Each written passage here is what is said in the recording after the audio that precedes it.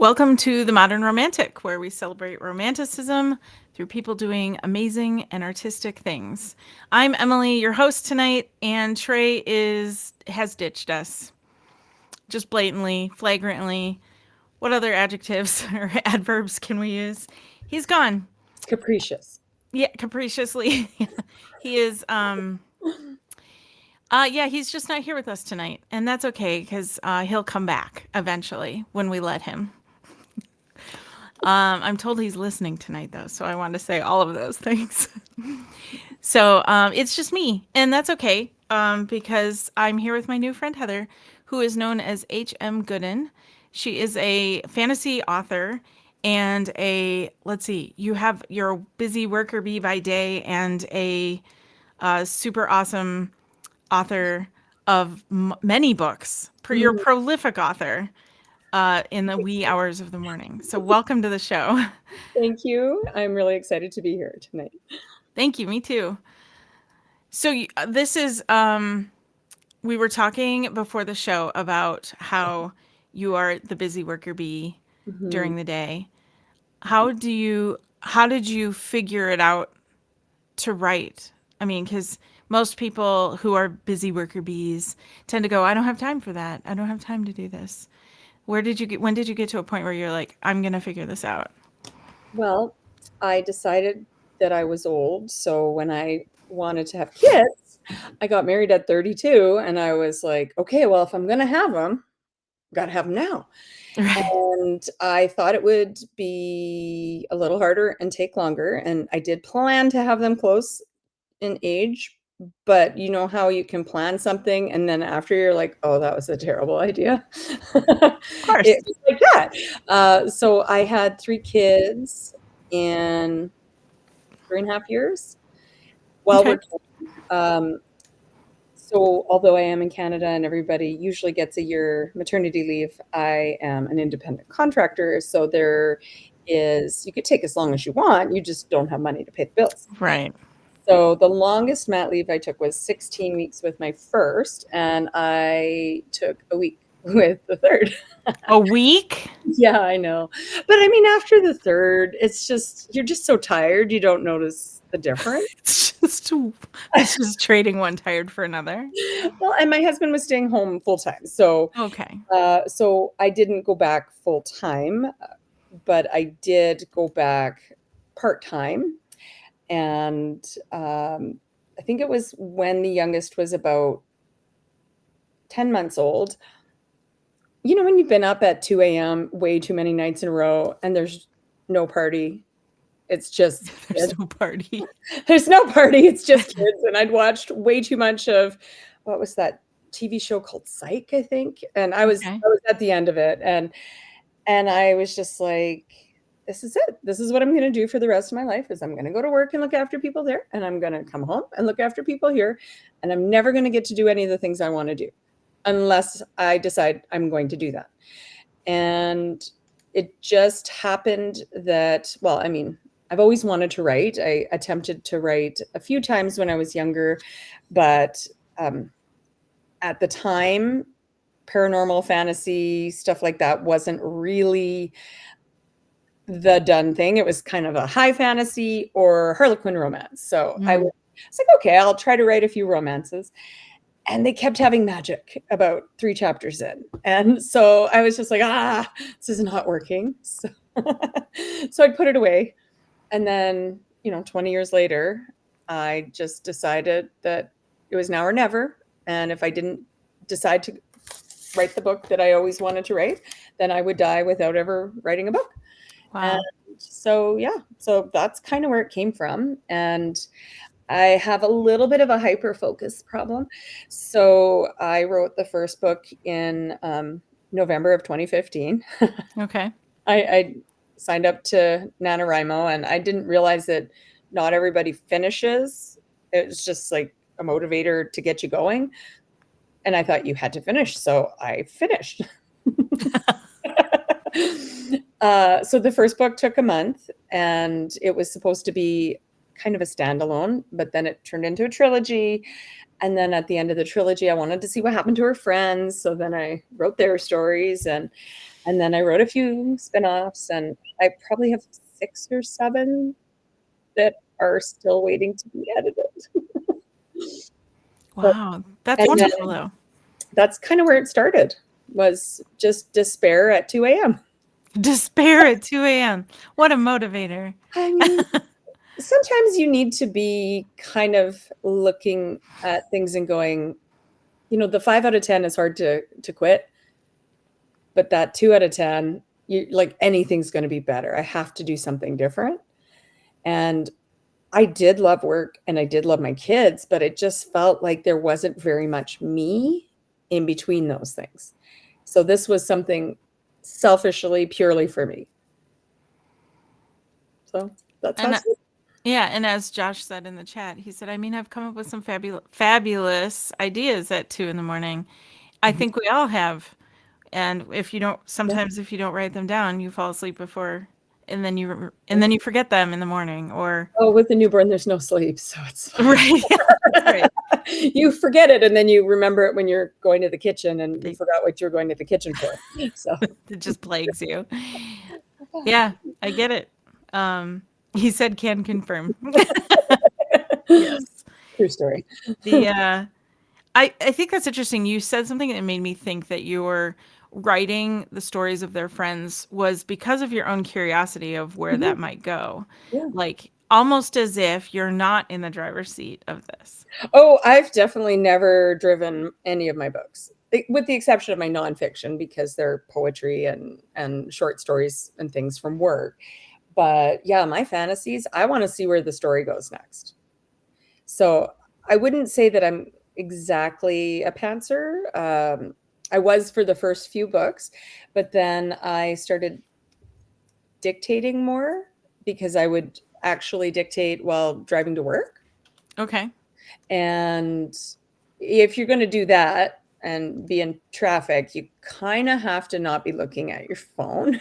Right. So it's nice Kinda. to know what you're doing before you just start talking.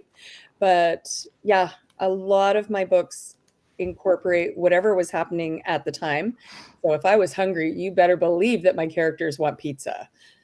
If I'm tired, all they want is a nap. So uh, I really did use a lot of my life in there, and a lot of the characters are people or parts of people that I've known throughout my life. And it's always interesting to see, oh, what's going to happen to them next. That's funny. My sister and I have kind of this little I guess it's sort of a log of Hmm. the characters we would make in our story, in our screenplay one day that may or may not ever happen. And our characters usually based off of people that we know or elements of people we know, like you said. And I've often wondered, like, are these people, if they ever read it, would they ever know it was them? Have I you had that mean, happen?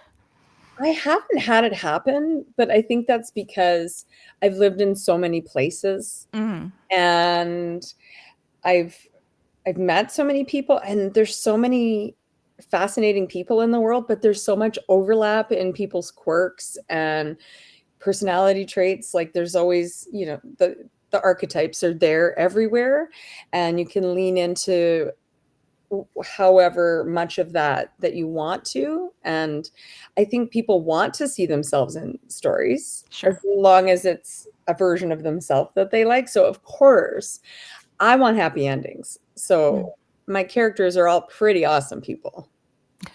So I can't see anyone being that upset. Right. Yeah, also not all of us are self-aware about those things Hmm. that someone else perceives in us. So I could see that. Someone could write a whole book about me and I probably wouldn't realize it was me. Well, and especially if it's part of yourself that you either don't see. So, when people are really shy or modest, they may not realize that to somebody else that they light up their day, because they're like, oh, nobody sees me. I'm just quiet, do my thing. But somebody else might think that they have the wickedest sense of humor because they'll just throw in that one word here and there. So they don't see themselves as funny, but somebody else thinks they're a riot. Hmm. Or vice versa, where they think they're hilarious, but they're really not. That's the thanks for coming out boss. I think everybody oh man, that guy's gonna make it into a story one day. So you also wrote the poetry in the pandemic, Mhm. which is more than one book, I believe. Yeah, so that kind of came about. I don't know how everybody else experienced 2020, but there was this thing that happened, and Just and this I little thing. swear we're still kind of. I feel like I'm still pulling myself out of it because Hmm. I just found, and I talked to a lot of my other friends that are creatives in one way, shape, or form, and a lot of them found that they had the time, but they just couldn't create. So I went from working full time to still working, but having a lot more free time because the kids' activities were done. They were homeschooling with my husband. Picture a biker with three small children and Zoom windows. Really, really was, I mean, so much better him than me because I would have gone crazy. But I couldn't write.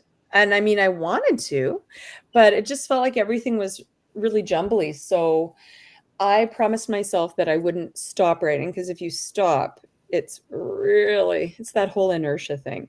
So Yeah. every morning I would write something. And apparently I think in rhymes. And it kind of turned into being mostly poetry.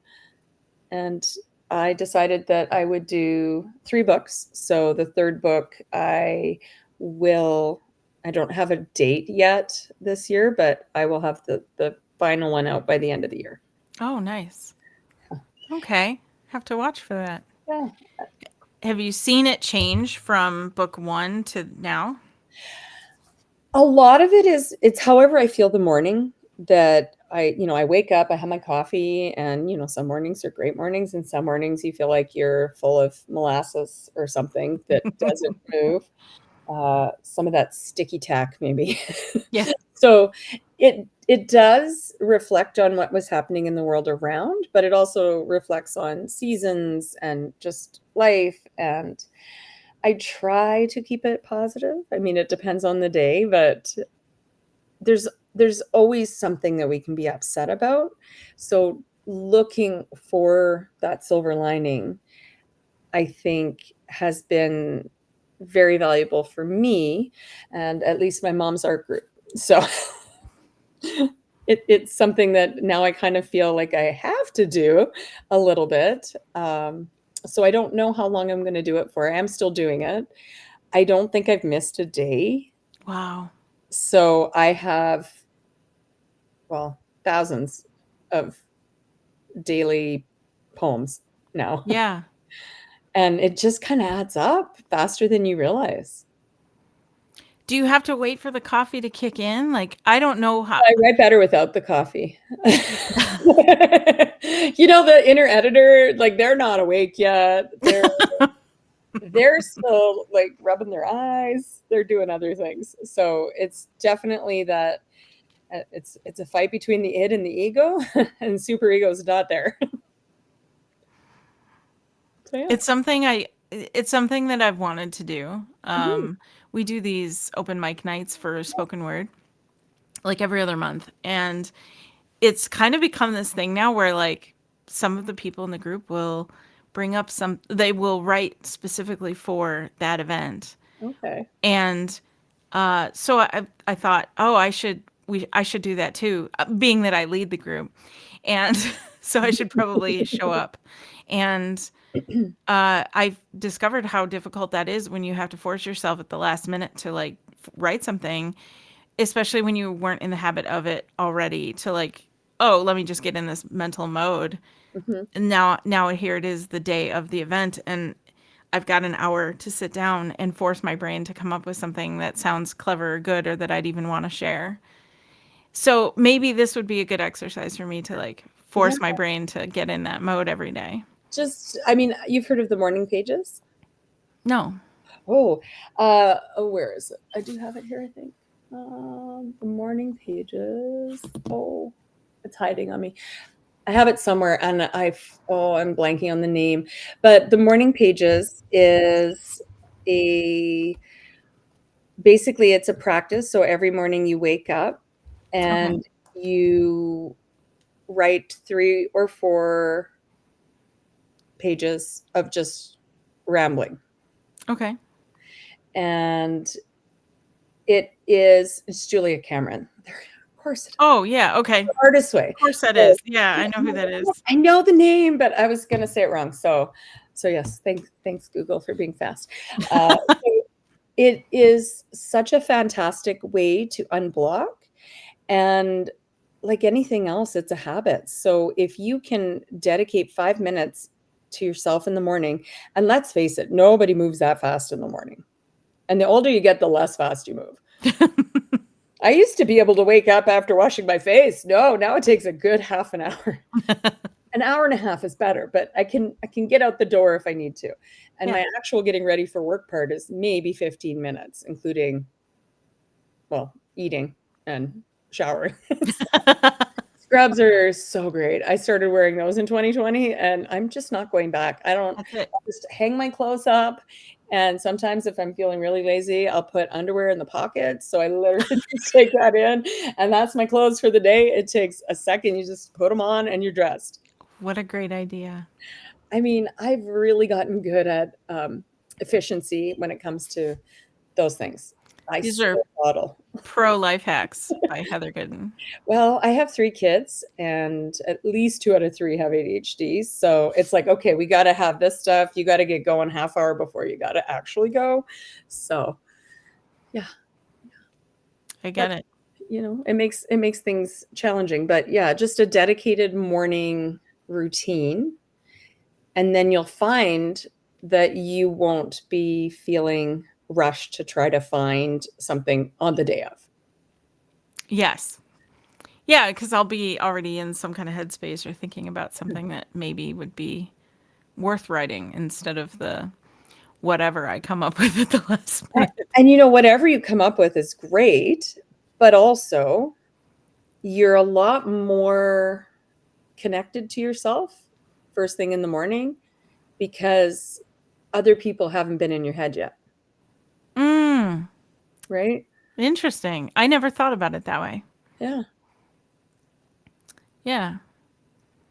Okay. Well, I wrote this down, morning pages. And yeah, I will have we've got another one coming up in a couple weeks and I'm not ready, but this is inspiring. So thank you. You don't have to be ready, and literally, I saw The Hangover came out 15 years ago? Did it really? I think so. It was a long time ago. Okay. I think so because I think it was out before my kids were. So, the oldest is turning 14 this year. So, it's been a while, Okay, yeah. and I really identified strongly with the naked man that jumped out of things and just said, "But did they die?" That's right. Right? And I feel like there is a lot of life or death things, but creativity, there's no death. It's just life. That's a good outlook. I mean, I feel 2009. like I'm not as alive if I oh, yeah, okay. 2009 for The Hangover. 16. Is that Okay. Yeah, it does not feel that long, but 6,000? we My had mom, a whole pandemic and that felt like time stood still, so there 1,000. was that. Yeah. Yeah. Um, do you find that when you're out and about then if you said that when you're with by yourself first thing in the morning to write Mhm, that no one has had a chance to get in your head yet, mhm. do you find that you're still influenced by external things Oh, with for sure. or like maybe inspired is a better word?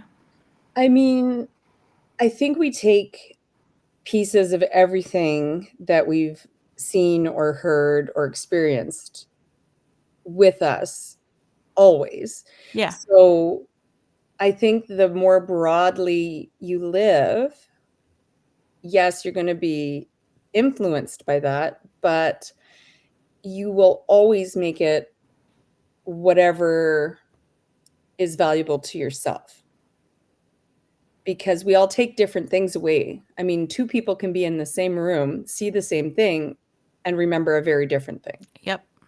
So, yes, we're all influenced. And I would say anyone that says, oh, I wasn't influenced by that book or that movie or that song, either is really not that self aware or they're lying to you. Because, I mean, of course we are.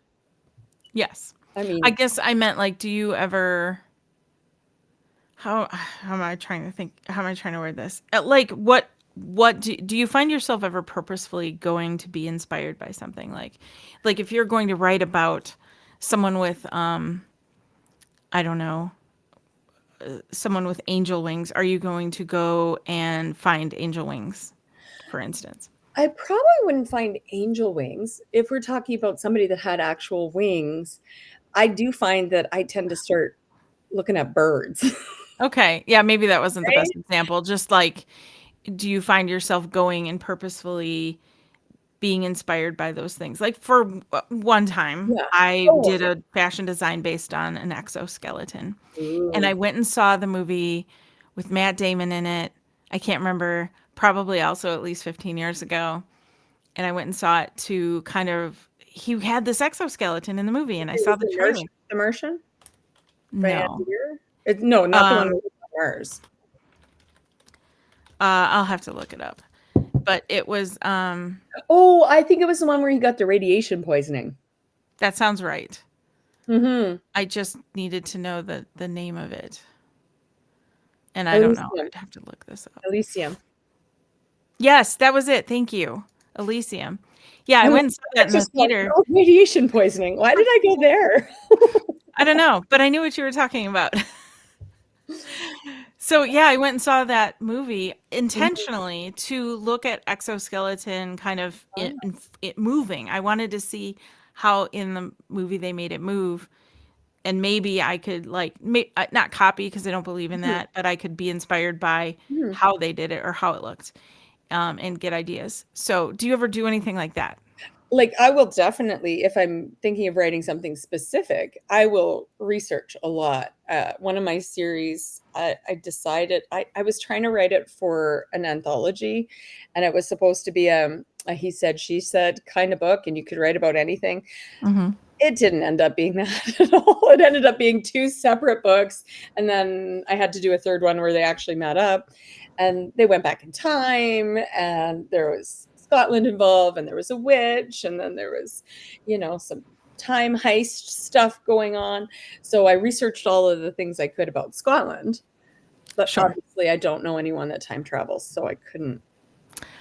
Not yet. It's Yeah. That there. is that And is I also a used the Voynich manuscript in it because why wouldn't you? right.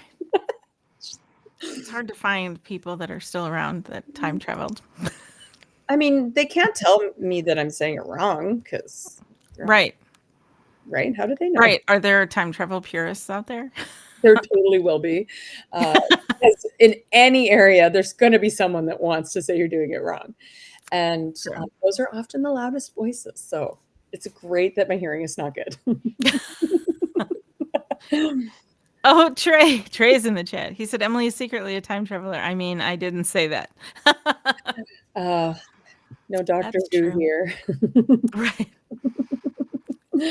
I time travel sometimes. That's Sometimes true. I try to move fast enough to feel like I'm time traveling.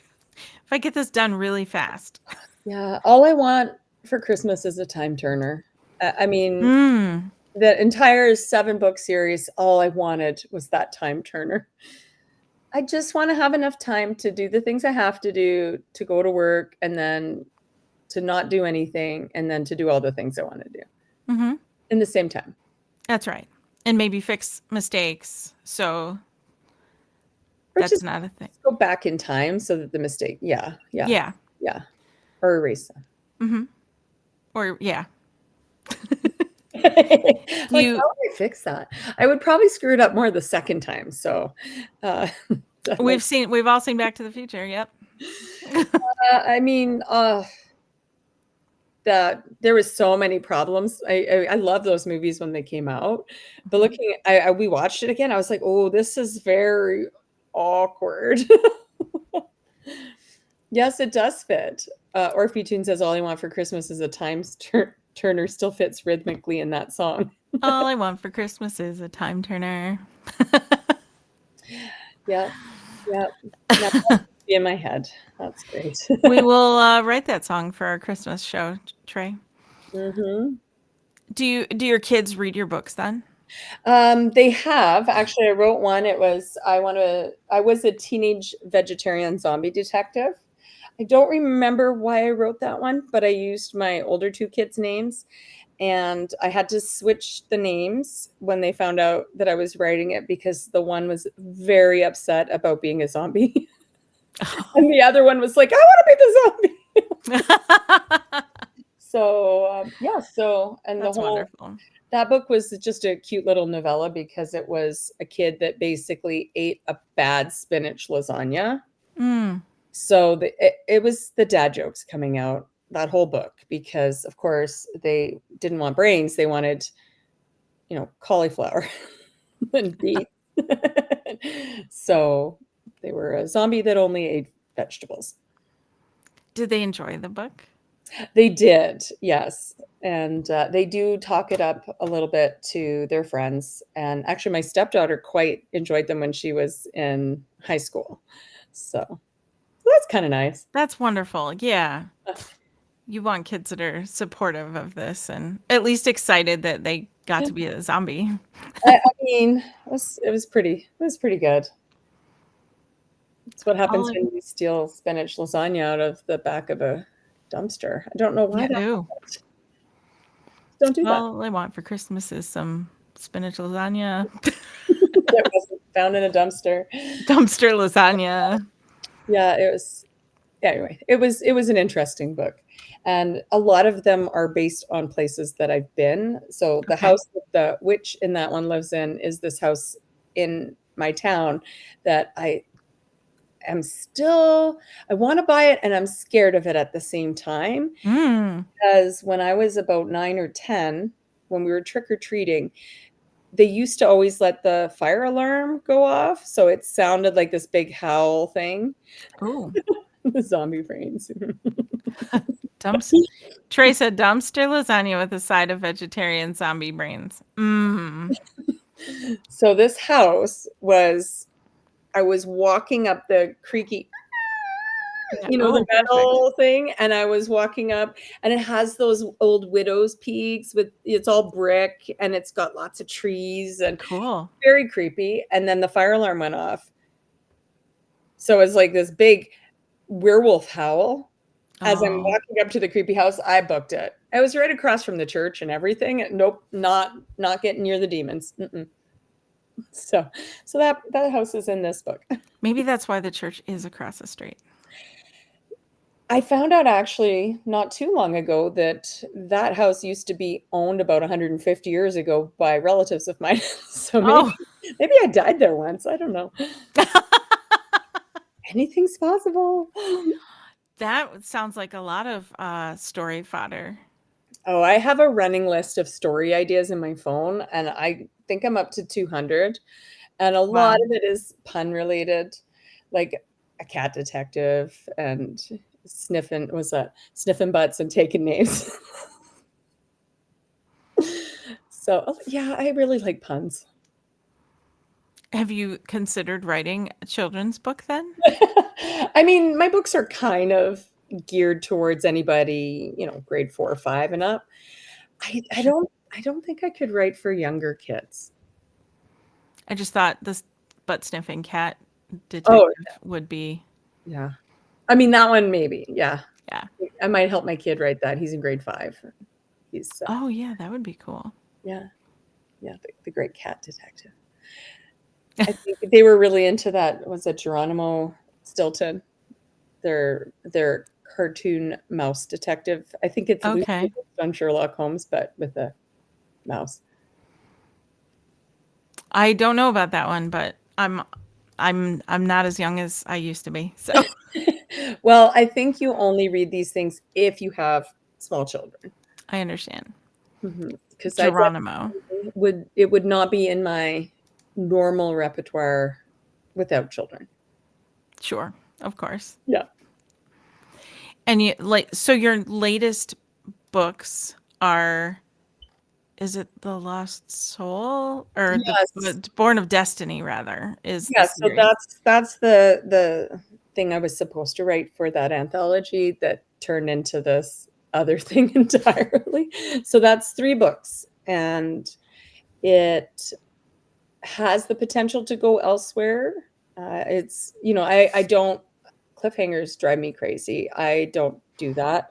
So every book finishes, Oh, nice. but some of them also have the potential for another adventure.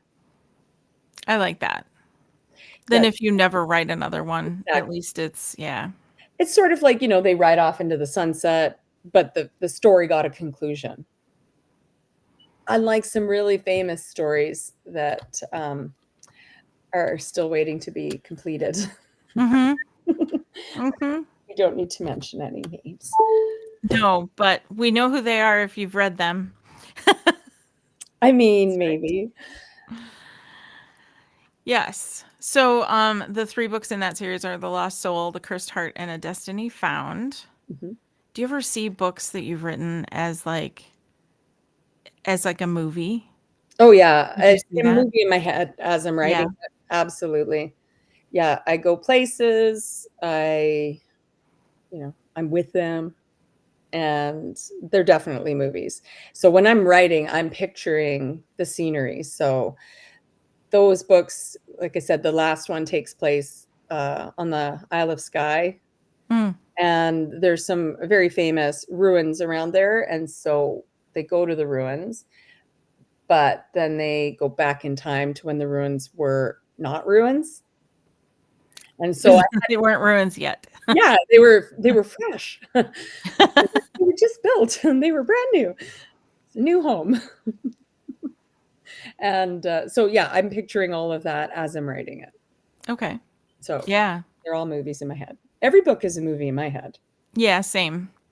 So When I read a book, it's a movie yeah. in my head. Yeah.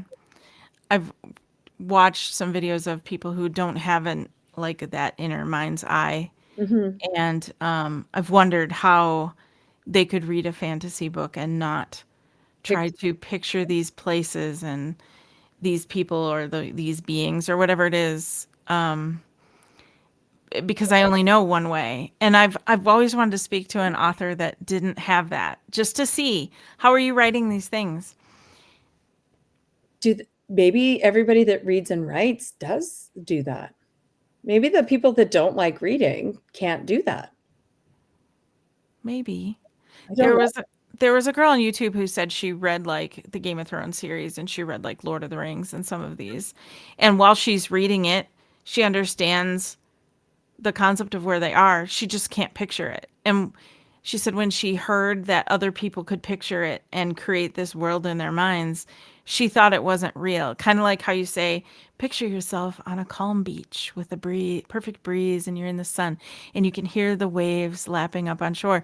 To her, all of that was just, oh, that's just a figure of speech. Like people aren't really imagining that because there's no, how do Well, you have an imagination without having that aspect of it? And that's, that's interesting. yeah. Well, I guess my question, did she have an imagination? I don't know. And that's probably the question that probably should have been asked Because that's because interesting. she couldn't picture things. Therefore, how creative is she? Could she, I like, mean, how she do you could be paint a very picture? creative, but if you can't Right. picture something, how could you like create something that would require imagery? I think you Exactly. could be maybe a creative mathematician. I don't know.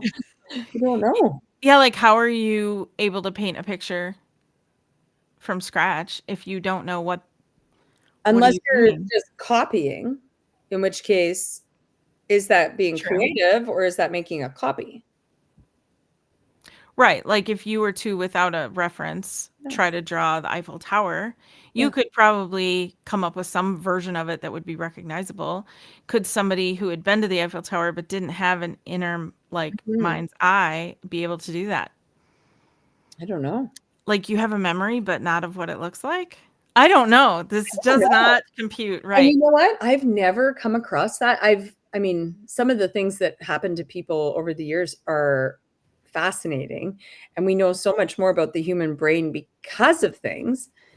But I have never specifically read about that because I know that there is a certain percentage of people that can't picture things. And Hmm. then there's like a range, people that can't at all, people that have, full on movies, and then somebody that's in the middle. But I Yes. don't know how that would correspond to how creative somebody is. If anybody out there has Very interesting. is creative and does not have a mind's eye or a mental vision of things, we want to talk to you. We might have to start a whole nother show based on this. Right? I gotta write this down so that I can I was trying to remember what it's called. um, Uh, is it some kind of synesthesia or something? oh, my kid has synesthesia. What's that? One of my kids definitely has that because they don't like some people's names because they taste like broccoli Oh, and I'm like, yeah, I could see how that name would taste like broccoli. And then their they name like, happens to be oh, broccoli. oh, I like that name. It just feels like water. I'm like, okay, cool. Wow, Yeah. that's really neat, though. But I see my kids are very creative. So again, do people with synesthesia, are they more creative? I could see that It seems like it not would. inhibiting it. Maybe it would inhibit creativity. It might make them lean towards certain colors or Yeah. Like, for an certain themes. artist, it would be very interesting. Yeah. Trey said there's an artist on YouTube who says they have to reference images constantly. They know the words and what they want to draw, but not how to visualize it. So they have to see the picture to make a picture. I Yeah. guess so. Yeah, Yeah. because if you go, okay, I'm going to draw a strawberry. It's like they're blind. Yeah, mentally blind. Yeah, because I Yeah. can immediately picture a strawberry. Right? I Yeah. dream in color and I can see faces in dreams and also in Oh, my, yeah. yeah, and those are things that like they say you can't do. And okay, Yeah. I can do it. Right. That is interesting. Yeah, I'm definitely writing that down because that's something I want. I love following curiosity because Hmm. I have so many questions, and like any kind of a search engine on the internet was the best thing to ever happen to me. It saved hours of encyclopedia time. Yes. Yes. Right? Oh, Trey might remember this a long time ago when we first started working together. I used to keep the Oxford English Dictionary illustrated version at the store illustrated. so that yeah, so we could look stuff up when we wanted to. And it was just to kind of have it there. Like by then, most of us had smartphones, but So I I still didn't get kept my it first there. cell phone until I was 26. Yeah. And it wasn't because they came out when I was 26. It was, I just did not want one. My friends all had them when they were 16, and I was like, nope. If I'm not at home, then you could leave a message because I'm busy. Right. Yeah. How the world has changed. Yeah, now my 14-year-old has a phone. Yeah, that's common. My niece and nephew do too, and it's I mean, we held off as long as we could. They just got them this year, but school makes it almost impossible because we don't have access to anything. It's all on Teams for the kids. mm-hmm. So if they can't access things, Yeah. we are out of the loop. So now they have a phone, and I'm signed into their Teams on my phone as well so that I know what's happening. Right.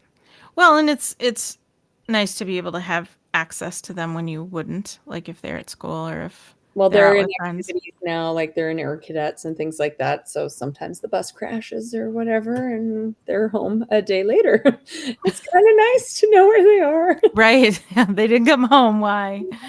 And it was so funny because it's the older one and the middle one, and the middle one is the one that texted, "Oh yeah, the bus went in the ditch, so we're spending a night here. Oh, can you make sure the other kid lets me know?" Yeah, I'll tell them. They never did. They The never. other kid. Oh, as long That's as one of them wonderful. is responsible, right? Right. Yeah. In theory. That's how it goes sometimes.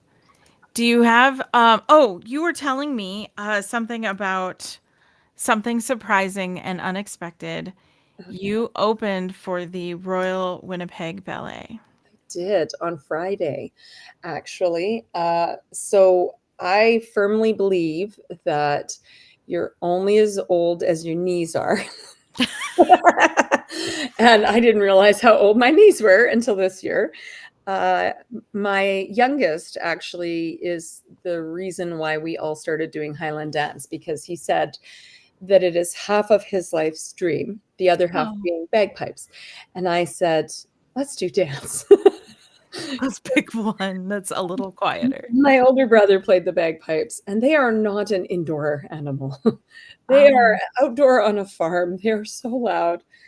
And a fantasia. a Fantasia. That's right. Yes. Yeah, if you look it up on YouTube, there are many videos from people who have this Yeah. and are and discuss it, and they'll ask questions and answer questions, and it's amazing.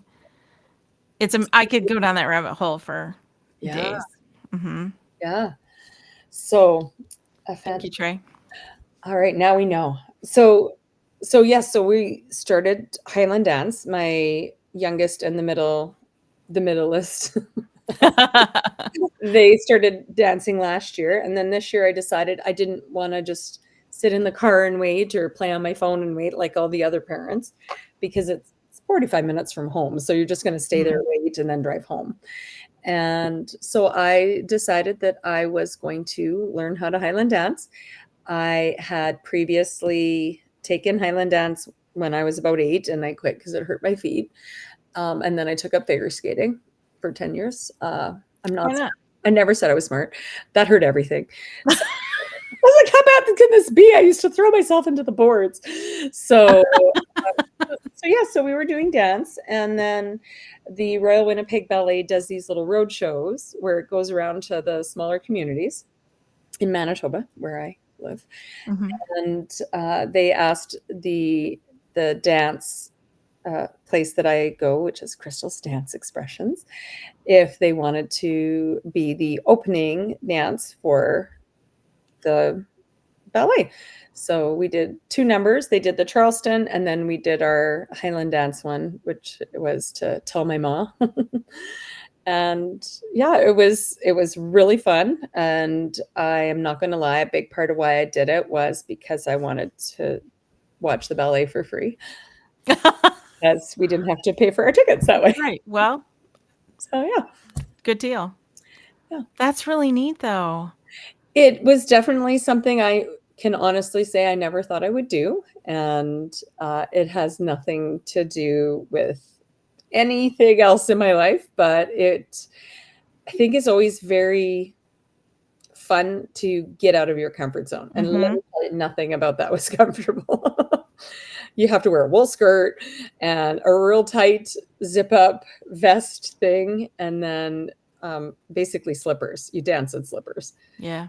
And it honestly was exhilarating, and I am exhausted at the end of any dance, and I keep going, "Oh, well, that's not a heart attack. Oh, no, I am old enough, it could be a heart attack." So far, so good. I have not Good. died yet, and I do like to live my life by the, "But did I die?" No. Right, but did you die? Right. Mm, I yep. think that's great. You saw how far you could go at least Mhm. if you wanted to and had fun doing it and got to see a really cool ballet as Yes, it well. was very cool. They made up some new things just specifically for the tours, so Oh, neat. yeah. So the nicest part was you're right there because it's in a school gym. Oh. And so they set it up in the middle of the gym. And so this is as close as you could ever be to the ballet. I've seen the Nutcracker before from, the balcony seats or Mhm. whatever. But we were literally, you could see they were 6 feet away from you. Oh, cool. So it was really, really fun. And I was so impressed with just how athletic the people that were dancing were. It was amazing. Yeah. Yeah, I've never been that close, but I've seen a few and they are. Sometimes you don't want to be that close, depending on what it is, but it was okay. A straight kick to the face or something. Not intentionally. It's not a fight. It's just dancing. Exactly. That would be capoeira if it was a fight. Oh yeah, totally different thing. Fight that. I love that you know that. Well, I only know it from watching, what movie was that? Princess Bride. No, Jumanji, the new one. Oh, okay. Yeah, Sure. she does the fight dancing. Oh, okay. Yeah, and they put on, like, every time she has to fight dance, they put that "Ooh, Baby, I Love Your Way" song on. So that, It's a far cry from the original Jumanji. oh, so different, but Mhm. quite funny. Mhm. Trey said, "I have fond memories of the Nutcracker from the Russian Ballet Company. Cute boys and stunning dancing."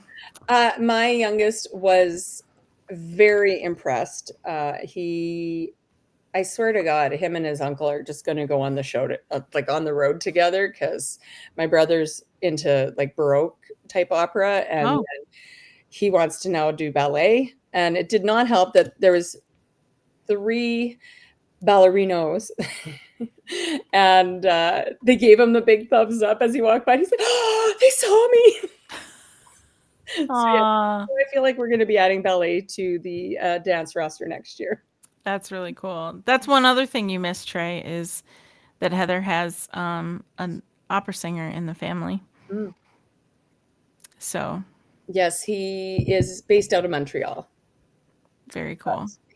I think there was some, I don't know, there's some opera camps in Vermont. I know they don't call them camps, but he gets really angry when I call it a camp. He's my younger brother. So. Yeah, I lived with him for 2 years in Montreal, and let me tell you, the funniest thing I've ever done to a group of opera singers was go karaoke with them and sing Kathy Mattea. They did not know what to do. They're all singing New York, New York, and here I am. Yeah. Oh, yeah, they do. Yeah, pay to sing camps. Yeah, I'm very cheap, so I have, yeah, I would only go to things if they pay me. I remember the first time I went to sing karaoke with Trey, and he was like, "I don't know. I mean, like, I guess it's hard for an opera singer to sing like pop." Or Yeah, it's really challenging. Show yeah, tunes, it's all show tunes all the time. yep, Yeah. yeah. And so I remember wanting him to go up there and sing anyway. I was like, "No, it's not that hard." Like as if I know, because I don't. As if I get up there and sing, and I don't. So I'm an instigator. So I I love that. I got him up. I don't remember what he sang. Trey, if you remember what you sang, please please comment. But I remember he did it, and I could see he was struggling a little bit. It still sounded good though. It He sounded could good, still but, like, you sing. could tell he was like, "Oh, this is so disgusting." I mean, This pop song is so below me. well, and the funny thing was rolling in the deep, nice. Maybe.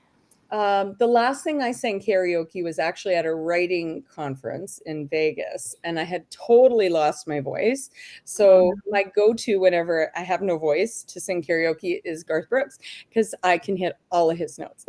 Sure. Yeah, if you know that, I that's can't golden. talk, but I could sing Friends in Low Places, right? uh, That's pretty great. we haven't even met him, but I did live with my brother for 10 years without our parents. So the first year was tough because we kept going, Mom. Oh, right. She doesn't live here. After that, it got easier. Like no one's gonna do the dishes for us. And he used to eat like anything but breakfast food at breakfast. And one time I fell asleep after a really tough science lab or something, and I woke up and it said 6:30, and I thought it was 6:30 in the morning. Yeah, I was just groggy, and he was frying up hamburger meat, and I just went off on it. Ew, disgusting. Who fries hamburger for breakfast? He looks at me, Heather, it's 6 o'clock at night. Oh, okay, carry on.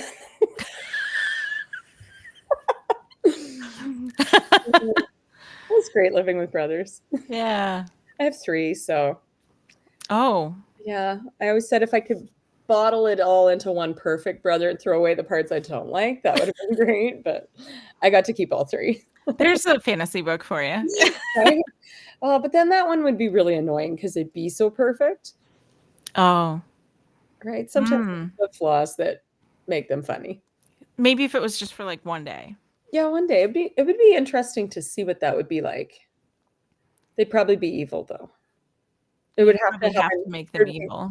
You know, that definitely sounds like be careful what you wish for. So yeah, maybe I won't write that one. Like it's 3 personality aspects that are amazing, but they're like hideously ugly or something. Yeah, it's some trade-off. It's like the Friends shepherd pie.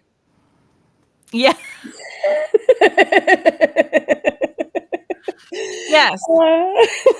Like, oh, shepherd's pie, great. Custard, great. No, not together. No. Some things do not belong together. Yeah. Yeah. Yeah. You can use chocolate or cheese, but not together. The chocolate goes on one piece and the cheese goes on a different piece. Unless it's like cream cheese and you're making a cheesecake. Maybe, but otherwise cheesecake is my take it or leave it. I'm more into sheet cake. Okay. With the buttercream icing. Mm. And I just had a birthday, so my family knows, just get me the sheet cake from Safeway. I just want a sheet cake. That's good. I do share, and I don't eat the whole sheet cake. That would give me diabetes. There's a lot of diabetes in the family, so I got to be careful with that. Oh yeah. You know. When you have people who want to be you when they grow up, when they're like, "Oh, I'd love to be a fantasy author. That's so cool. You do that." Josh, by the way, Josh said buttercream for the win. Friends still. Yes. Yeah, pretty tasty. Mm-hmm. Do you give advice? Like, what do you say to somebody who wants to grow up to be like you? I mean, I just say you don't have to be smart because that's overrated. All you need to do is be persistent and stay curious. And if you follow your curiosity and you read about things you're interested in, you will become more interested in them. And it just opens so many doors. I think you can be anywhere in the world and any age. And if there's something that you're curious about and you want to learn more, we live in a time where you can always learn something, no matter who you are. It's just a matter of, again, following your curiosity and trying and being persistent. Yeah, we live in an age where you can go online and learn just about anything. And if you don't have access to a phone, there's always the library, and you can, libraries are free. Yep. The smallest towns have libraries and the biggest cities have libraries, and you can learn anything you want as long as you are curious. Yep, good advice. Very solid. Well, now we come to the part of the show where I ask the 2 questions that Trey likes to ask. And one of them is, well, now I can't remember the second one. Well, maybe Trey, because he's in the chat, can ask one of them. But the one I was going to ask that he always asks is, if you were to be able to sit down and have lunch with any one person, alive or dead, who would it be? Well, I just finished reading a book, so now I want to talk to Marie Curie. Like, did you know that was super radioactive? Like, did you know? I mean, you were very, very smart, and she was a very interesting lady. But also, that was really radioactive And I just wonder, if they had known about precautions, which again, she kind of invented it, so they wouldn't have. Right. Um, but yeah, I think she would be a very interesting person to talk to. I agree. That's a good one. Yeah. Because I mean, she worked as a nanny. She left the guy that she was gonna marry to go to Paris to go to university, met a Oh. different guy, and yeah, just she had children. Her husband was run over by a carriage. I mean, these things Oh, don't wow. happen just any day. These are things we don't necessarily know about her either. So, Yeah, fascinating, fascinating. I used to have the Value Tales books, and I feel like I really got to know them in a grade one reading level. So I'm sure there's a lot more detail they didn't put in those sure. books. But yeah, I think that might have been part of what really sparked my curiosity about things like history, because all of these Value Tale books were just full of these interesting people from history that did amazing things, including, run an underground railway and, you know, invent polonium. Right. Like just regular people out Yeah. doing crazy, amazing things. You could ask her if she has aphantasia. Yeah, maybe. She probably developed it if she didn't. She's like the first one. Because of the radiation, oh no. Yeah. So, Trey provided the question, where is your writing taking you next? Well, I think my main goal for the next year is to finish some projects. I have so many things I want to do. I really just need to focus and declutter a little bit when it comes to my.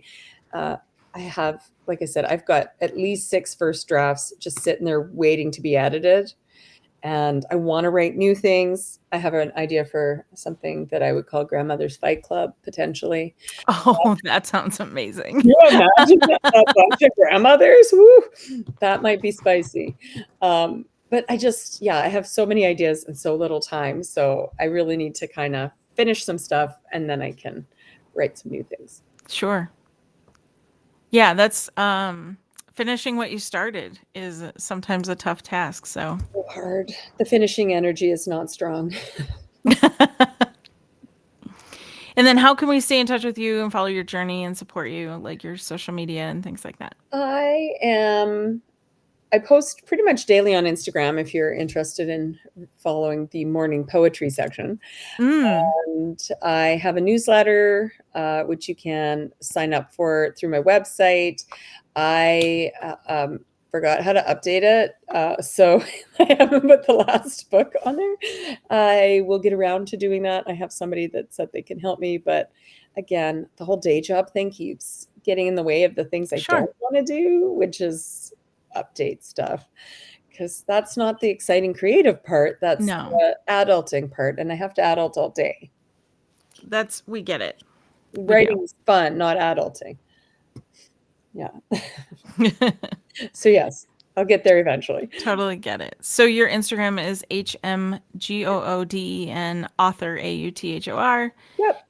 And that is also your website. It's Yeah. hmgoodenauthor.com.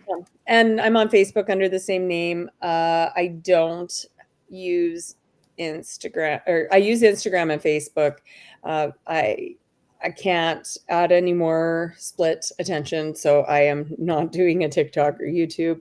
So my mailing letters, Facebook, Instagram are probably the best ways, and then of course my webpage, which does have the link to sign up for my newsletters. They come out every couple weeks, just more so that I don't forget to update those. I've been very diligent keeping it every 2 weeks. And yeah, those are probably the best ways to stay in touch.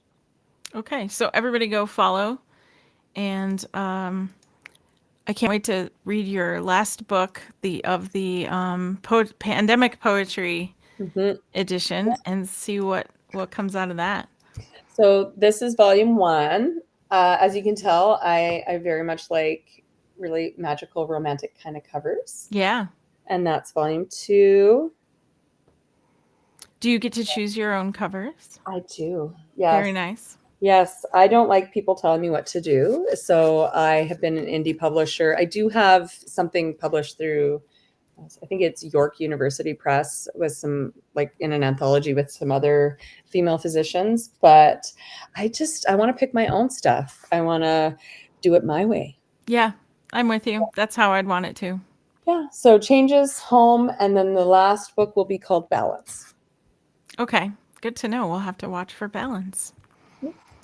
So Well, thank you for being with us today, and we look forward to seeing what you do in the future.